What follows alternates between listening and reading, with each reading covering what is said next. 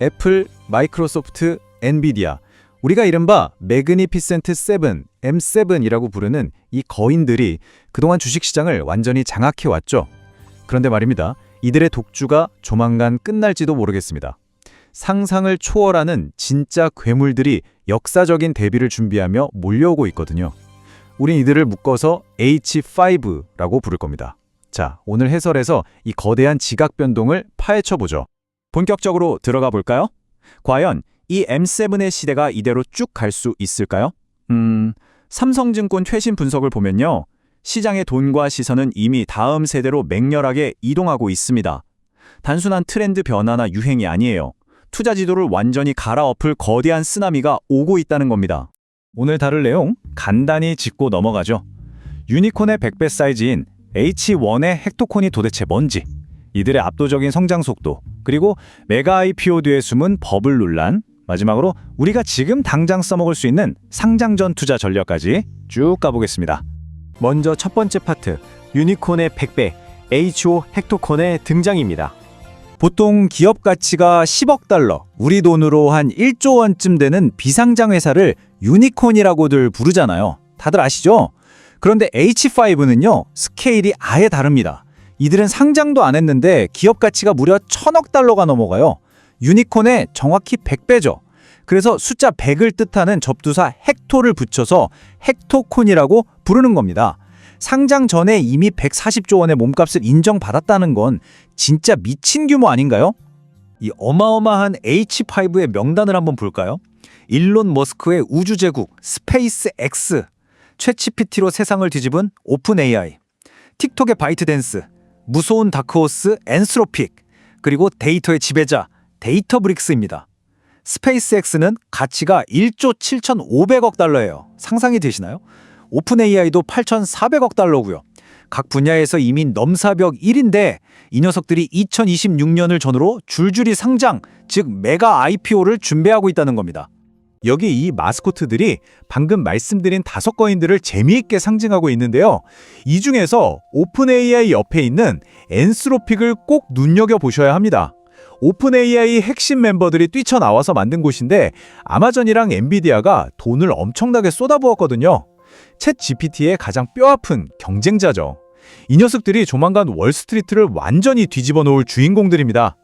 그럼 두 번째 파트로 넘어가서 이들이 대체 얼마나 크고 빠른지 압도적인 성장 규모를 살펴보겠습니다. 9,900억 달러 대 1,180억 달러. 과거에 우리가 와, 역대급 초대형 상장이다 했던 게 알리바바, 메타, 우버였죠. 얘네들 상장할 때 기업 가치를 다 합친 게 1,180억 달러였거든요. 근데 지금 H5 중에서 스페이스X, 오픈 AI, 엔스로픽 이 딱 세 군데만 합쳐도 9,900억 달러예요. 과거 역대급 기록들의 무려 9배입니다. 진짜 사상 초유라는 말은 이럴 때 쓰는 거죠. 2019년쯤에도 풀푸스라고 해서 핀터레스트, 우버, 슬랙 같은 대형 유니콘들이 쏟아져 나온 적이 있었잖아요. 비교를 한번 해볼까요? H5는 걔네들 합친 것보다 무려 23배나 덩치가 큽니다. 근데 덩치만 큰 게 아니에요. 2019년 애들은 기존 빅테크를 볶는 앱이나 소프트웨어 서비스 성격이 강했다면 H5는 AI, 우주산업 같은 완전 밑바탕, 기초 인프라 레벨에서 기존 M7 이런 직접 맞짱을 뜨고 있다는 게 가장 본질적인 차이입니다. 보고서에서 아주 찰떡 같은 비유를 했더라고요. 이 H5 녀석들은 마치 우사인 볼트의 스피드에 브록 레스너의 덩치를 가졌다고요. 2025년에서 29년까지 H5의 예상 연평균 성장률이 무려 70%에 달합니다. 지금 주식시장을 호령하는 M7의 예상 성장률이 18% 정도니까 덩치도 산만한 애들이 속도는 기존 빅테크보다 4배나 빠르다는 거예요.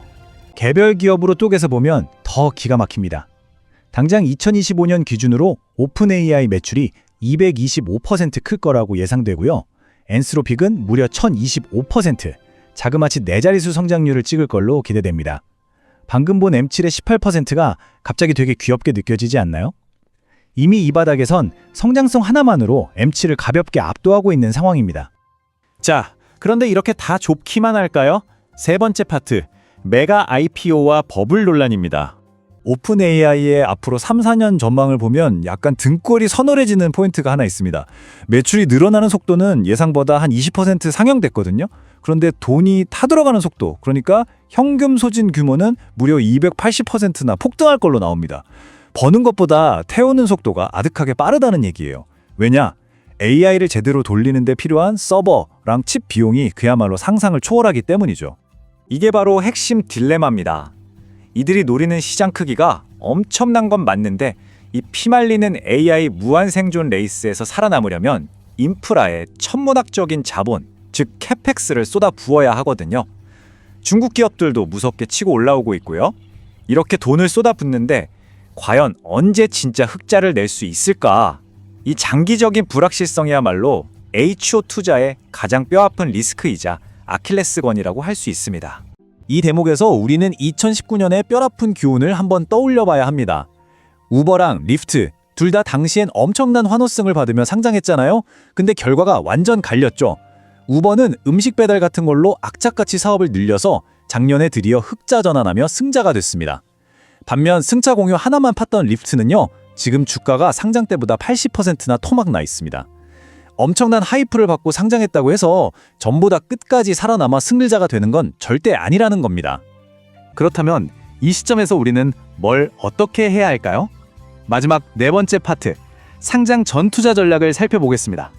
아쉽게도 지금 당장 주식 앱을 켜서 스페이스X 10조 매수 이렇게는 못합니다.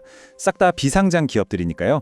그럼 상장할 때까지 구경만 하느냐? 아니죠. 늘 그렇듯 뒷문이 있습니다. 바로 전문적으로 설계된 특정 ETF를 활용하는 전략인데요. 이걸 통해서 상장 전에 미리 발을 걸쳐두고 IPO 직후에 빵 터지는 그 강력한 모멘텀을 우리가 먼저 싹 흡수하자는 겁니다. 대표적으로 우주산업 쪽 ETF 라인업을 한번 볼까요? 그냥 뜬구름 잡는 테마 ETF도 있지만 우리가 여기서 진짜 주목해야 할 건 XOVR하고 론B라는 티커입니다. 이 녀석들은 놀랍게도 비상장 상태인 스페이스X 주식을 펀드 안에 떡하니 담고 있어요. 특히 XOVR의 경우는 스페이스X 비중이 35%가 넘습니다. 사실상 개인이 합법적으로 스페이스X 지분에 미리 올라탈 수 있는 꿀같은 루트인 셈이죠. 그리고 상장하자마자 터지는 폭발적인 흐름에 바로 올라타고 싶다면 IPO 테마 ETF가 아주 훌륭한 대안입니다. IPO라는 티커의 ETF는 신규 상장 후 3년 안에 덩치 큰 애들을 발빠르게 쓸어 담고요. FPX는 상장하고 4년 동안 성과 좋은 상위 애들만 추려서 투자합니다. 이 HO 괴물들이 실제로 주식시장에 대비하는 그 순간 가장 먼저 낚아채기 위해 미리 세팅해둘 수 있는 영리한 무기들이죠. 자, 오늘 해설의 핵심을 한 문장으로 요약해보죠. 이 H5 헥토콘들은 뭐 흔해 빠진 요즘 핫한 벤처기업 수준이 절대 아닙니다.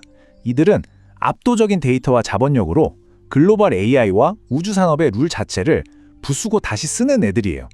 투자 시장의 권력이 우리가 알던 M7에서 H5로 넘어가고 있는 이 거대한 패러다임 시프트, 이건 부인할 수 없는 팩트이자 기회입니다.